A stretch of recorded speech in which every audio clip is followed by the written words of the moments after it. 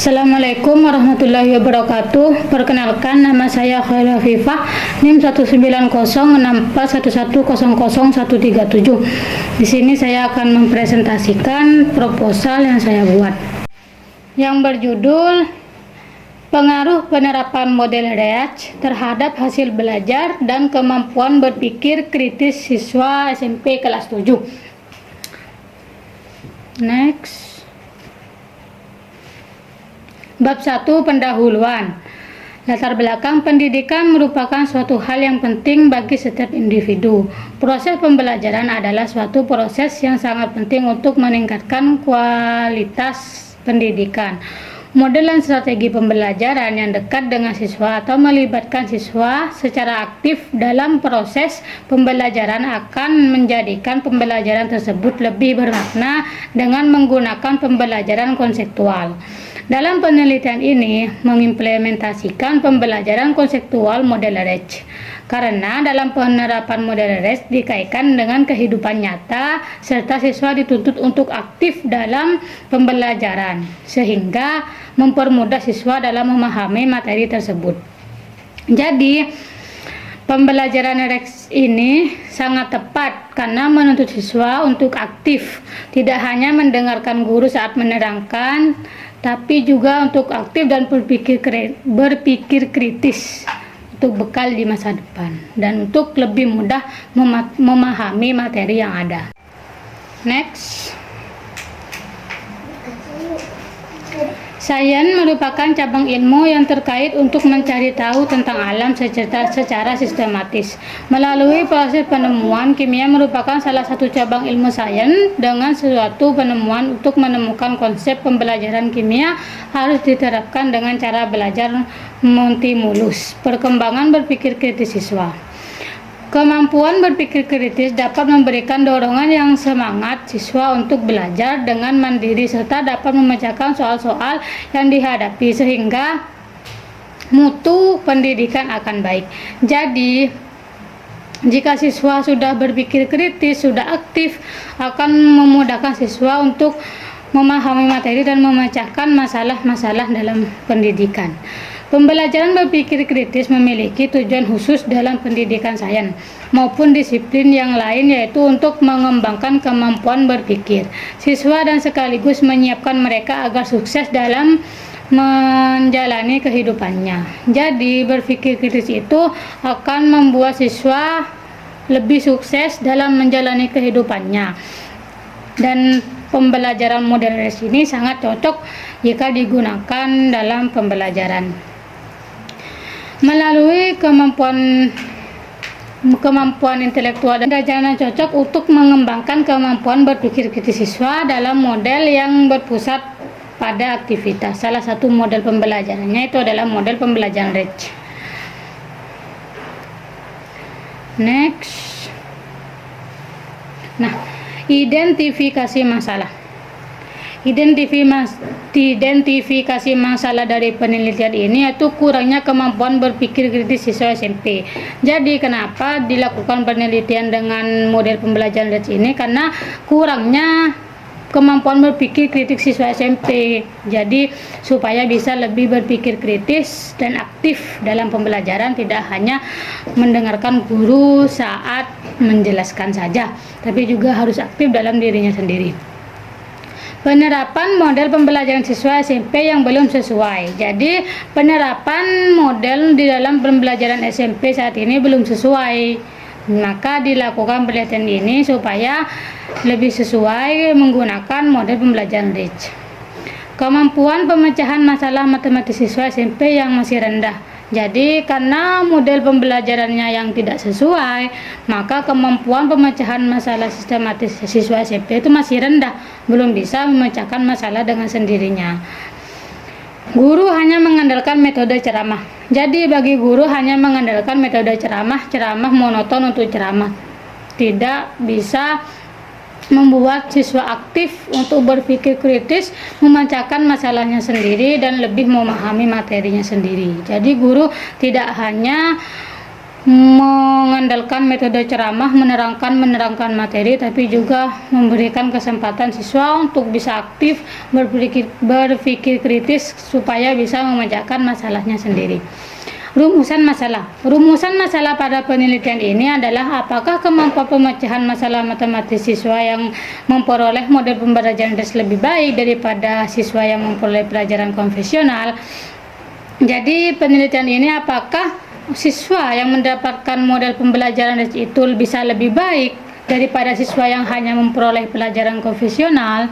Tujuan penelitian ini adalah untuk mengetahui kemampuan pemecahan masalah siswa yang memperoleh model pembelajaran lebih baik daripada siswa yang memperoleh pelajaran konvensional.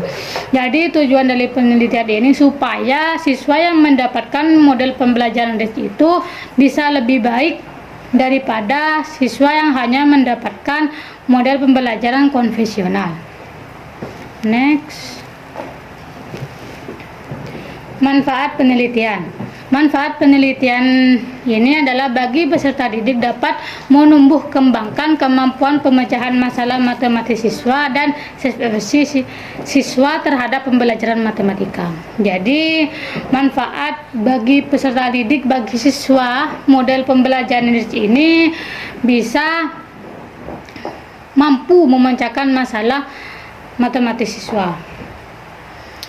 Bagi guru dapat memberikan informasi mengenai bagaimana penerapan model pembelajaran dan dijadikan sebagai rekomendasi model pembelajaran yang diterapkan pada proses pembelajaran di kelas. Jadi bagi guru itu manfaatnya guru bisa mengenal tentang pembelajaran model red ini dan bisa diterapkan di kelas model pembelajaran red ini.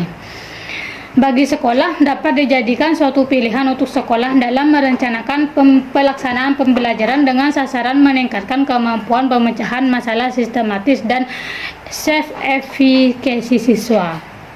Jadi bagi sekolah itu bisa dijadikan pilihan, model pembelajaran ini bisa dijadikan pilihan untuk menambah atau meningkatkan kemampuan siswanya atau peserta didiknya. Bagi penulis dan pembaca dapat menambah wawasan pengetahuan bagaimana model pembelajaran dalam pelajaran. Jadi bagi saya yang penulis dan juga bagi Anda pembaca ataupun penonton bisa mengetahui bagaimana sih model pembelajaran red ini dalam pembelajaran. Definisi istilah. Model pembelajaran red merupakan strategi pembelajaran dengan menggunakan pendekatan konseptual. Jadi model pembelajaran red ini merupakan strategi pembelajaran dengan menggunakan pendekatan konseptual. 2. Kemampuan pemecahan masalah matematis yang dimaksud adalah suatu aktivitas kognitif yang kompleks yang disertai sejumlah proses dan strategi. Jadi pemecahan masalah sistematis ini yang dimaksud harus menggunakan proses dan strategi yang baik supaya bisa menjadi pemecahan masalah. Model pembelajaran konvensional yang dimaksud adalah pembelajaran langsung dengan metode ekspositori di mana guru menyampaikan materi yang dilanjutkan dengan latihan soal. Jadi model pembelajaran konvensional ini guru menyampaikan materi terus memberikan soal-soal latihan kepada muridnya supaya murid bisa lebih memahami materi tersebut. Minat adalah suatu usaha yang disadari untuk mengarahkan dan menjaga tingkah laku seseorang agar ia terdorong untuk bertindak melakukan sesuatu sehingga mencapai hasil dan tujuan tertentu. Jadi minat itu adalah suatu kemampuan yang bisa mendorong siswa untuk bisa mencapai sesuatu dari hasil atau tujuan yang dipengenkan oleh peserta didik itu sendiri supaya cepat tercapai. Hasil belajar merupakan kemampuan yang dimiliki oleh siswa setelah menerima pengalaman belajarnya. Jadi hasil belajar itu adalah kemampuan yang dimiliki siswa setelah menerima pengajarannya. Jadi setelah diberi materi atau diberi penjelasan atau diberikan latihan soal oleh guru kepada siswa dapat memahami, dapat mengerti dari pelajaran itu. Jadi itu namanya hasil belajar. Next. Bab 2 kajian pustaka. Strategi REACH adalah suatu pendekatan pembelajaran konseptual yang berhubungan dengan pengalaman dan penerapan pemahaman dalam sebagai konteks baik di dalam maupun di luar kelas. Untuk menyelesaikan masalah, kemampuan berpikir merupakan salah satu model yang harus dimiliki siswa sebagai bekal dalam menghadapi perkembangan ilmu pengetahuan dan teknologi pada masa sekarang ini. Jadi, penggunaan model pembelajaran REACH ini tidak hanya digunakan di luar kelas, juga bisa berlaku di dalam kelas, di kehidupan sehari-harinya peserta didik gitu. Dan berpikir kritis ini bisa menjadi bekal peserta didik untuk menjalani kehidupan selanjutnya atau memasuki jenjang pendidikan yang lebih tinggi. Jadi, kemampuan seseorang kalau sudah memiliki berpikir kritis dan aktif itu bisa berilmu pengetahuan dan teknologi pada masa sekarang ini. Jadi bisa selain menguasai ilmu pengetahuan saja, tapi juga bisa menguasai teknologi yang berkembang pesat seperti zaman sekarang. Sekarang zamannya teknologi, bukan seperti zaman dulu yang hanya tanpa gadget. Pembelajaran IPA. Pembelajaran IPA menekankan pemberian pengalaman langsung kepada peserta didik untuk mengembangkan kompetensi agar memahami alam sekitar secara ilmiah sehingga peserta didik dapat mengaplikasikan ilmunya dalam kehidupan nyata. IPA mempelajari berbagai hal yang berkaitan dengan kehidupan sehari-hari dan dari lingkungan sekitar. Proses pembelajaran IPA menekankan pemberian pengalaman langsung kepada peserta didik untuk mengembangkan kompetensi agar memahami alam sekitar secara ilmiah sehingga peserta didik dapat mengaplikasikan ilmunya dalam kehidupan nyata. Jadi pembelajaran IPA itu tentang di kehidupan sekitar kita, sering kita temui di kehidupan kita sehari-hari. Jadi membuat peserta didik itu paham dengan lingkungan kita dan kehidupan kita sehari-hari itu. Tuh. Next. Minat belajar.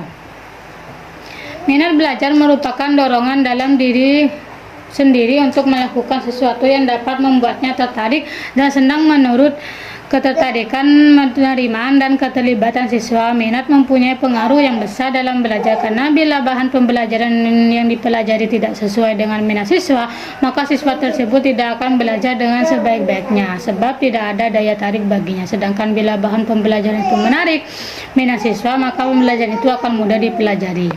Jadi minat itu adalah apa yang diinginkan siswa. Jika pembelajarannya, materinya itu tidak sesuai dengan minat siswa, siswa tidak akan bersungguh-sungguh dalam mempelajari materi tersebut, tidak akan giat belajar, hanya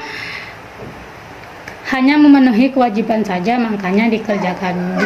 Beda lagi kalau itu materi yang disukai oleh siswa, minat siswa akan lebih giat, lebih suka belajar karena menarik siswa. Jadi pembelajaran materi itu sesulit apapun, jika sudah diminati oleh siswa akan mudah dipelajari dan dipahami oleh siswa itu sendiri. Hasil belajar merupakan perubahan yang dialami siswa dalam proses pembelajaran. Perubahan ini terjadi karena adanya proses sadar dan dilakukan melalui pengalaman belajar. Hasil belajar nantinya diharapkan memberikan perubahan tingkah laku siswa seperti pengetahuan, sikap, serta keterampilan. Faktor yang mempengaruhi hasil belajar yaitu faktor eksternal dan internal. Faktor eksternal berasal dari luar individu, sedangkan faktor internal berasal dari dalam diri individu itu sendiri. Next, yaitu metode bab 3, metode penelitian. Jenis penelitian yaitu post-test online control group design. Penelitian ini termasuk penelitian eksperimen post-test online control group design. Subjek penelitian yaitu siswa kelas 7A dan kelas 7B. Jadi yang dilakukan dalam penelitian ini, seluruh siswa kelas 7 seluruh siswa kelas 7 SMP Negeri 1 Geger tahun ajaran 2021-2022. Pengambilan sampel menggunakan teknik cluster sampling, yaitu pengambilan sampel secara kelompok. Terpilih sebagai sampel dalam penelitian ini yaitu kelas 7A dan kelas 7B. Sebagai kelas 7A itu sebagai kelas eksperimen dan kelas 7B itu sebagai kelas kontrol. Tempat dan waktu penelitian. Tempat dan waktu penelitian itu di SMPN 1 Geger, Bangkalan. Peneliti mengambil SMPN 1 Geger sebagai tempat penelitian berdasarkan pertimbangan masih rendahnya minat hasil belajar siswa dalam mengikuti pembelajaran sehari-hari di sekolah. Jadi di SMPN 1 Geger ini sekarang masih rendah minat belajarnya, makanya dilakukan penelitian ini model pembelajaran les supaya bisa meningkatkan minat siswa dalam pembelajaran. Desain penelitian yaitu post test only control group design.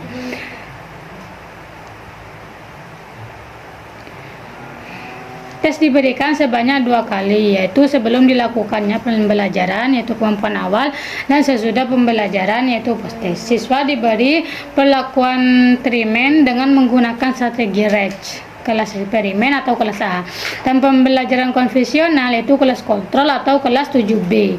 Tes soal matematika umum diberikan untuk mengetahui kemampuan awal siswa dan post test diberikan untuk mengetahui kemampuan berpikir kritis siswa setelah pembelajaran. Variabel penelitian. Variabel penelitian yaitu merupakan variabel yang memberikan pengaruh. Penelitian ini kemampuan berpikir kritis dalam pembelajaran strategi RAGE, dan variabel kontrol yaitu kemampuan awal siswa. Jadi variabel penelitian ini adalah variabel kemampuan berpikir kritis dalam pembelajaran strategi RAGE. Next, instrumen penelitian.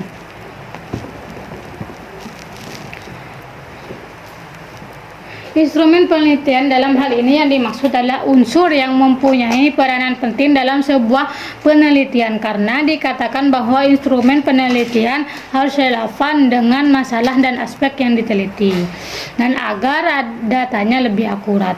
Instrumen yang digunakan dalam penelitian ini adalah lembar kuesioner dan hasil belajar. Teknik pengumpulan data yaitu tes dan post test. Teknik pengumpulan data digunakan penelitian ini adalah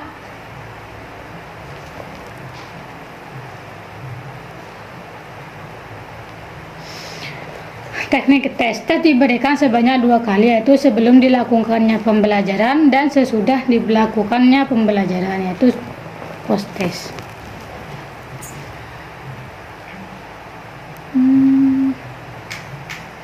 Selanjutnya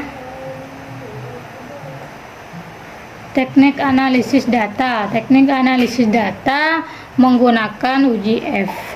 Hasil dan pembahasan.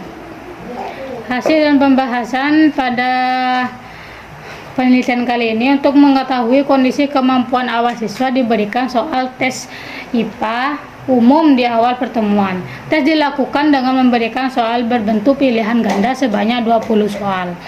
Tes dilaksanakan di kelas eksperimen pada tanggal 13 Juni 2022 dan kelas kontrol pada tanggal 14 Juni 2022. Berdasarkan hasil perhitungan menunjukkan bahwa kemampuan awal siswa kelas eksperimen dan kelas kontrol sebelum diberikan perlakuan relatif sama. Hal ini dapat terlihat dari selisih skor rata-rata kelas. Jadi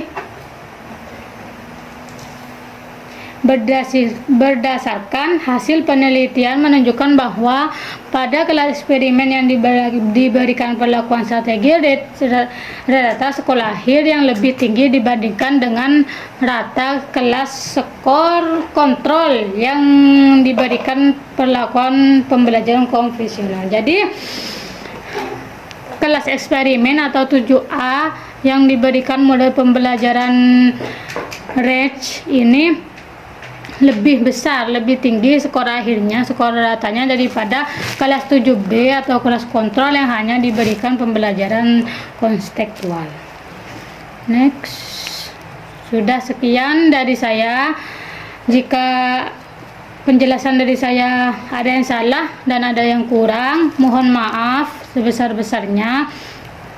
Karena manusia tidak ada yang sempurna, kesempurnaan hanya milik Allah Subhanahu wa taala. Kurang lebihnya mohon maaf dari saya. Wassalamualaikum warahmatullahi wabarakatuh.